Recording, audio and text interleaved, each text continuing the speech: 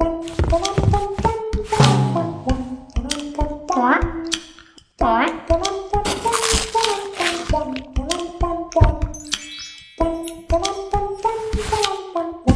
tout le monde et bienvenue sur Ma Culture. Aujourd'hui, je vais vous parler d'une œuvre originale, atypique, sensuelle, coquine.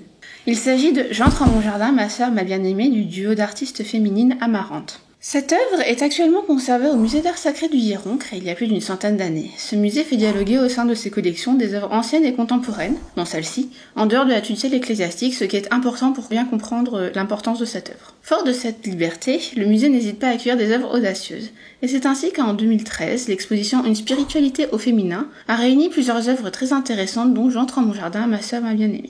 Mais revenons sur l'œuvre. Cette œuvre de grande dimension, plus d'1,50 m sur 2 mètres, épurée et diaphane, représente une mandorle vide entourée de manière asymétrique de petits phylactères translucides comportant des inscriptions. Le nom peut faire, dans un premier temps, penser au jardin d'Éden, ce jardin primordial où toutes les créatures vivent dans l'harmonie sous le regard bienveillant de Dieu trônant dans sa mandorle.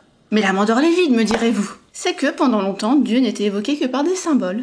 Ici, la mandorle serait une métonymie. Les symboles religieux sont là évidents, et pourtant, en y regardant de plus près, on y voit un autre message dont le premier indice n'est autre que le titre de l'œuvre. J'entre en mon jardin, ma sœur, ma bien-aimée. Il s'agit d'un extrait du Cantique des Cantiques où se mêlent amour mystique, amour charnel et foi indéfectible. C'est clairement le livre le plus haut de toute la chrétienté, et je vous le conseille.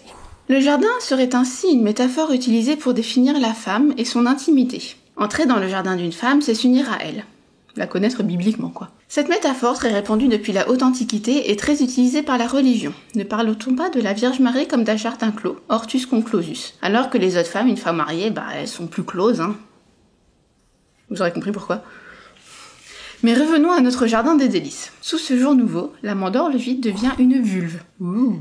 Telle une origine du monde de Courbet en moins figurative. Avec une pointe de surinterprétation, on revient au jardin originel, ce qui aboutirait à la conclusion que chaque femme porte en elle une part d'Éden. Et sous cet aspect très religieux, cette œuvre est éminemment sensuelle et surtout féministe.